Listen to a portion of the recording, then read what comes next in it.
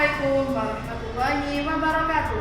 Perkenalkan, nama saya Zumratul Habibah dengan nomor NIM 877975372. Saya dari Pokjar Purwodadi Pasuruan.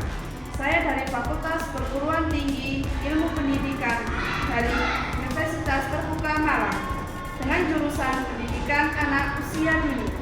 Saya di sini akan memberikan pembahasan tentang sejarah lahirnya Pancasila, meliputi proses perumusan dan tokoh-tokoh penting di dalamnya, sebagai pentingnya pendidikan Pancasila bagi generasi muda dalam kehidupan berbangsa dan bernegara.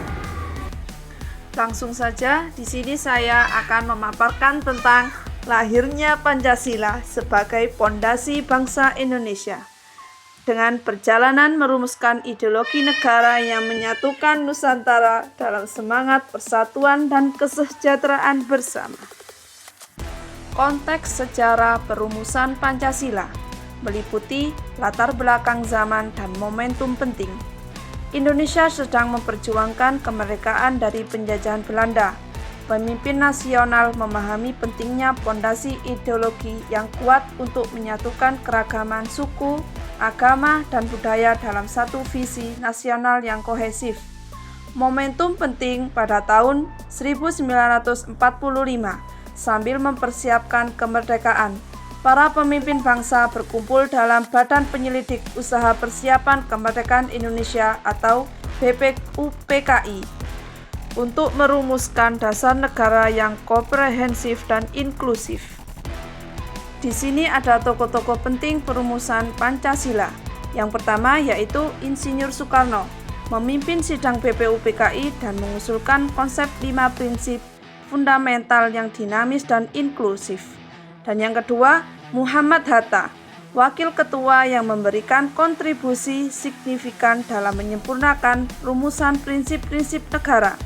Dan yang ketiga yaitu Ki Hajar Dewantara, tokoh pendidikan yang menekankan pentingnya persatuan budaya dan nilai-nilai kemanusiaan dalam ideologi negara. Proses perumusan tahap demi tahap. Sidang BPUPKI pertama yaitu pada tanggal 29 Mei sampai 1 Juni 1945. Para tokoh mempresentasikan visi masing-masing untuk dasar negara, mencakup aspek spiritual, sosial, dan ekonomi yang seimbang. Sidang BPUPKI kedua pada tanggal 17 Juli 1945, pembahasan intensif untuk menyatukan berbagai pandangan menjadi rumusan final yang diterima semua unsur bangsa. Panitia Persiapan Kemerdekaan pada tanggal 22 Agustus 1945, Pancasila disahkan sebagai dasar negara dalam Piagam Jakarta menjadi komitmen konstitusional bangsa Indonesia. 5 sila Pancasila pilar nasional. Yang pertama, ketuhanan yang Maha Esa. Kedua, kemanusiaan yang adil dan beradab. Ketiga, persatuan Indonesia. 4, kerakyatan dan musyawarah mufakat. Dan yang kelima, keadilan sosial bagi seluruh rakyat.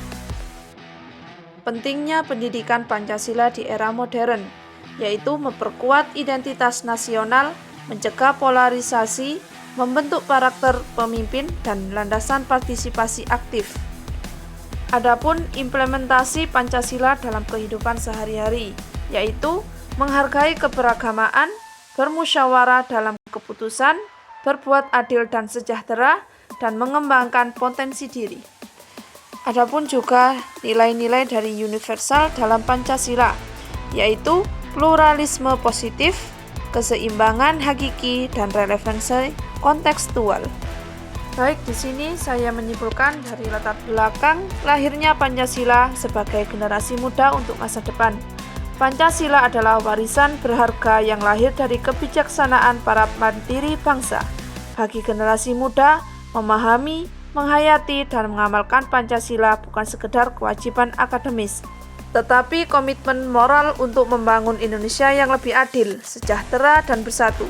Dalam setiap keputusan dan tindakan, nilai-nilai Pancasila harus menjadi kompas yang membimbing perjalanan bangsa menuju masa depan yang gemilang.